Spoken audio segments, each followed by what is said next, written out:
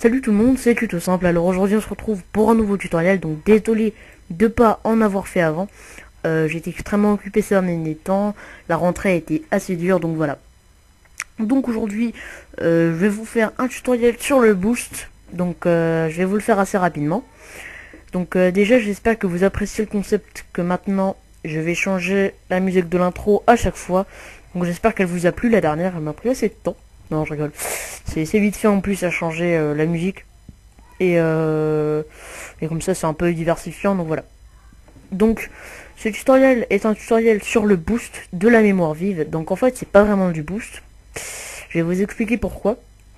Donc avant toute chose, je voudrais préciser que ce tuto ne marche que pour ceux qui ont 4 Go de mémoire vive, qui sont sur Windows 7 ou Vista, ou Windows 8,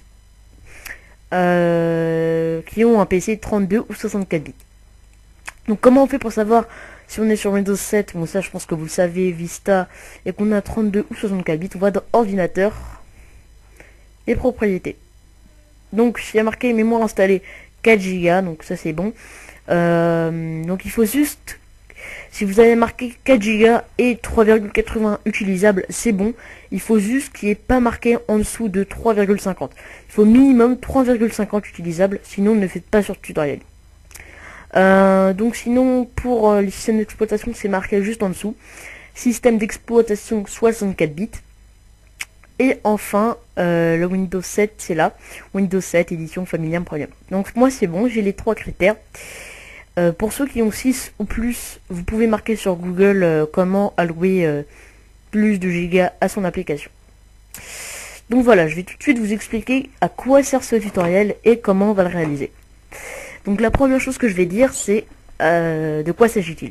Donc déjà je vais vous dire qu'il n'est pas risqué car à la fin de la vidéo, je vais le dire avant de faire le boost, je vais faire une petite vidéo réelle pour vous montrer d'où j'ai pris cette astuce. Parce que non, je ne suis pas un génie, hein. Je n'invente pas les astuces, je me documente, je fais des recherches, etc.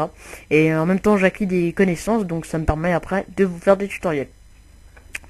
Donc en fait, on a un total de 4 Go d'espace de mémoire vive. Donc en fait, chaque espace étant indépendant. C'est-à-dire que par exemple, si on a 4 Go ou même 3,50 utilisables, on va avoir 1 Go dédié à la carte graphique, 1 Go alloué au noyau et par exemple les 2 Go restants à l'application.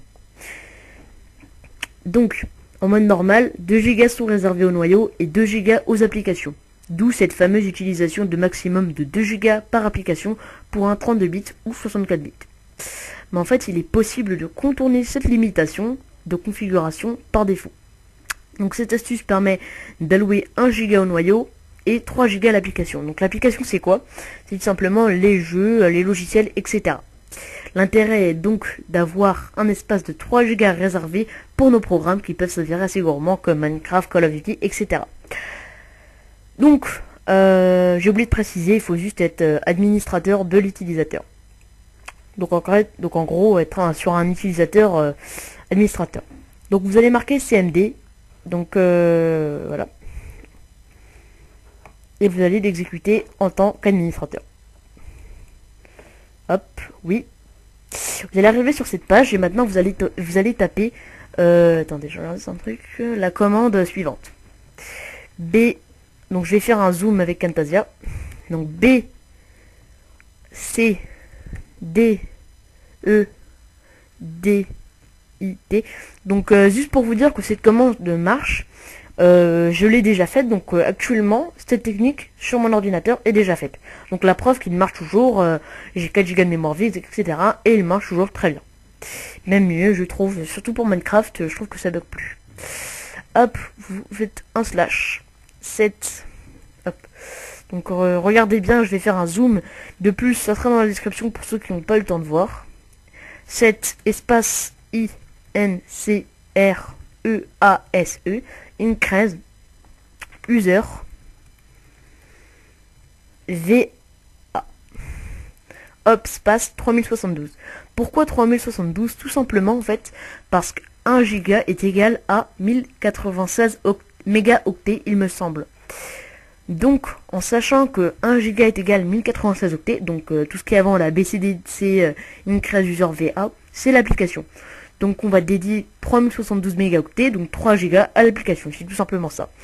Donc la preuve que c'est pas un truc qui fail, etc. Donc de toute façon à la fin de la vidéo je prouve que ce n'est pas un fail, donc regardez bien jusqu'à la fin.